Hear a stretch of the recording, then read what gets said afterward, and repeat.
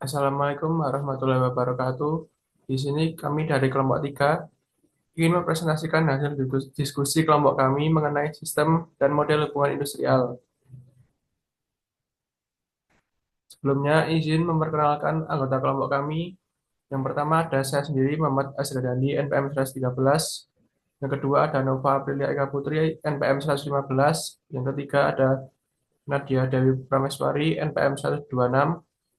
Dan yang terakhir ada Airin Cindy Ayunda, NPM 129.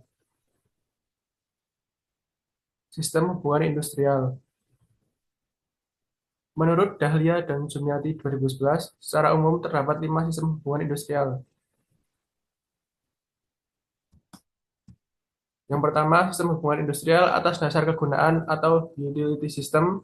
Yang kedua, sistem hubungan industrial atas dasar demokrasi atau democratic system.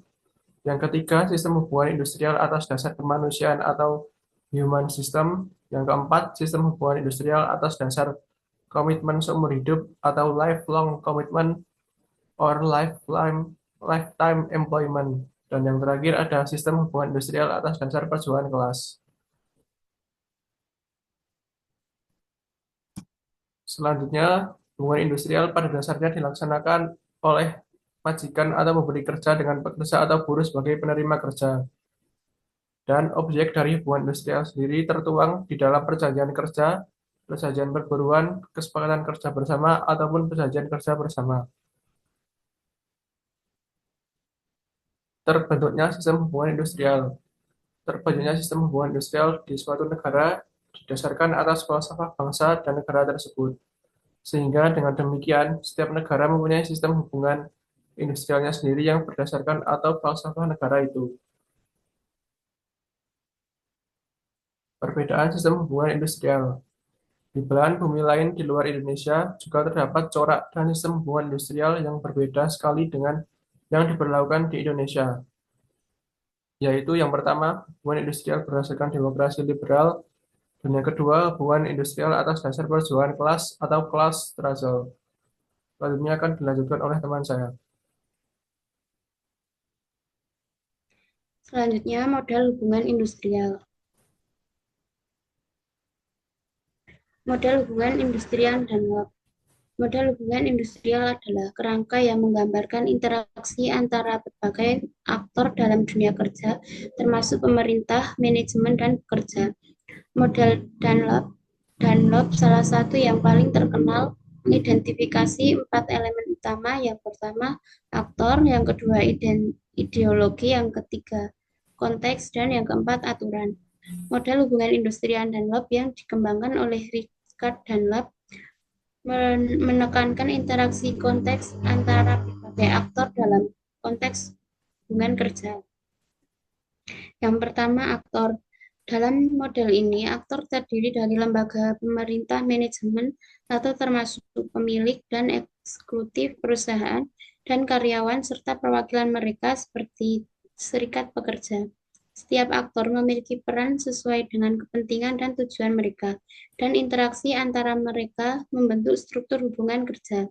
Yang kedua, ideologi bersama.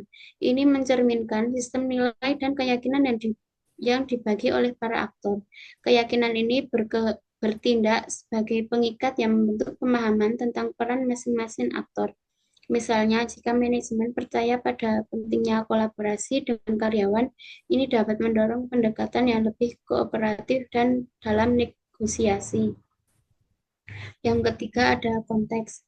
Konteks mencakup berbagai faktor eksternal yang mempengaruhi keputusan dan interaksi para aktor seperti kondisi ekonomi, perubahan teknologi, kebijakan pemerintah, dan norma sosial. Faktor-faktor ini dapat berperan signifikan dalam menghasilkan dampak langsung terhadap hubungan kerja. Yang terakhir ada aturan.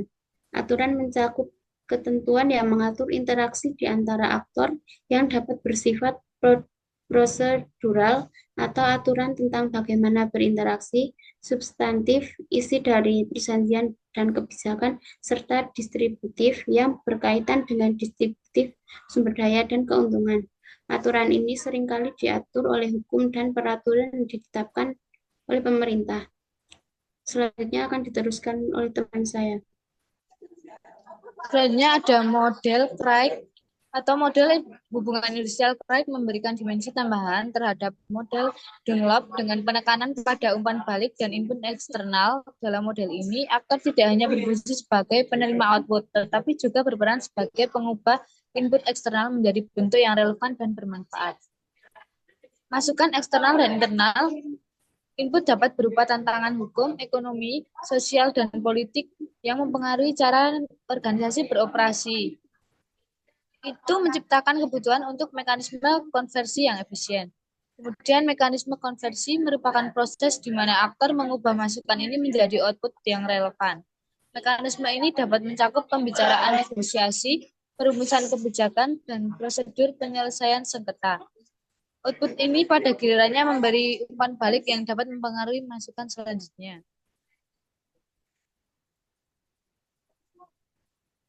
Next.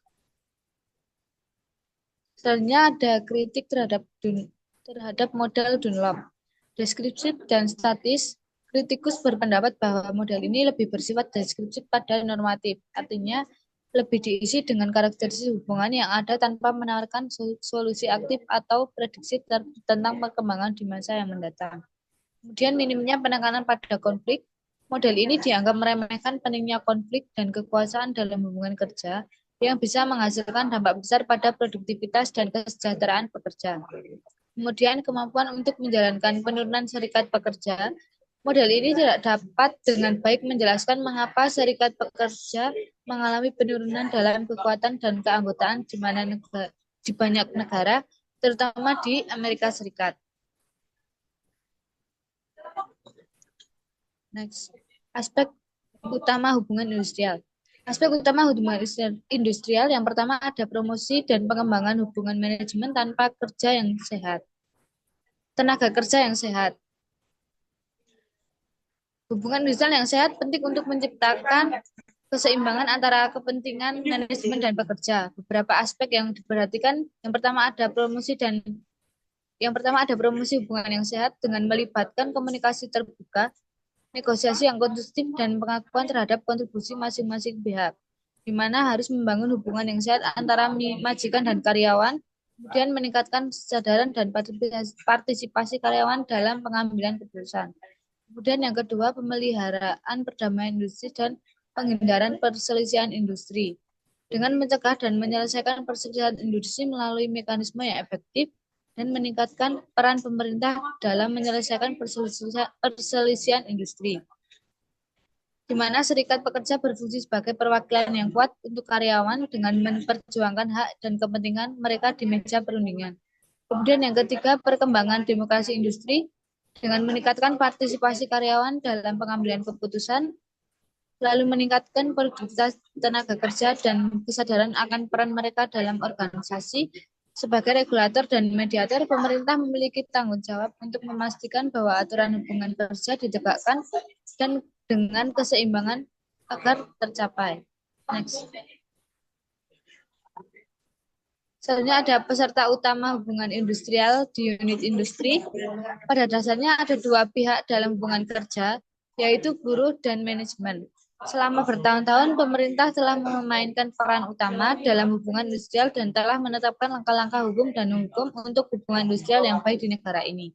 Ketika pihak hubungan industrial ini setiap saat berinteraksi dengan lingkungan yang berlaku di industri. Hubungan industrial yang baik adalah hasil. Yang pertama, hubungan manajemen tenaga kerja yang sehat. Kemudian yang kedua, adanya perdamaian industrial dan penyelesaian semua perselisihan sedemikian rupa sehingga tidak ada penokohan atau penutupan perusahaan. Kemudian yang ketiga, partisipasi tenaga kerja dalam industri yang dimaksud sebagai demokrasi industri. Dalam unit industri, orang yang berbeda melakukan tugas yang berbeda. Selanjutnya akan dilanjutkan oleh teman saya. Selanjutnya ada peserta utama hubungan industri di unit industri. Yang pertama, pekerja dan serikat pekerja. Memiliki peran penting dalam hubungan industrial. Tujuan utama serikat pekerja adalah melindungi kepentingan ekonomi pekerja melalui perundingan bersama dan memberikan tekanan pada manajemen. Faktor yang mempengaruhi serikat pekerja meliputi kepemimpinan, keuangan, dan kegiatan. Yang kedua ada manajer dan asosiasinya. Memiliki peran penting dalam mengelola perusahaan dan membuat keputusan. Perlu adanya komunikasi timbal balik dan serikat pekerja dan pemerintah. Yang ketiga, perlu memastikan hak-hak pekerja terpenuhi untuk menghindari konflik. Peserta yang ketiga ada pemerintah, memiliki peran sebagai pembuat kebijakan dan pengawasan hubungan industrial, mempengaruhi hubungan industrial melalui kebijakan perburuhan, kebijakan hubungan industrial, dan penerapan undang-undang ketenagakerjaan. Selanjutnya berperan dalam proses konsiliasi dan adjudikasi untuk menyelesaikan perselisihan. Dengan adanya ketiga peserta utama ini, hubungan industrial dapat berjalan dengan baik dan harmonis, serta dapat mencapai tujuan bersama untuk meningkatkan kesejahteraan pekerja dan perusahaan. Kesimpulan, ketiga kelompok pekerja, pengusaha, dan pemerintah bekerja dalam lingkungan sosial dan ekonomi yang berlaku pada waktu tertentu. Apapun sistem hubungan industrial yang sedang populer, ia memiliki kerangka aturan dan peraturan yang rumit yang akan menegakkan tempat kerja dan komunitas pekerja. Berbagai sistem mungkin terdiri dari berbagai bentuk aturan dan regulasi tersebut. Mungkin ada undang-undang dan putusan pengadilan, komite, atau tribunal yang berbeda. Mungkin juga ada kesepakatan tertulis atau disetujui oleh adat, kebiasaan, praktik, atau tradisi, atau mungkin ada hasil dari kebijakan atau intervensi pemerintah. Sekian presentasi dari kelompok kami, kurang lebihnya mohon maaf. Wassalamualaikum warahmatullahi wabarakatuh.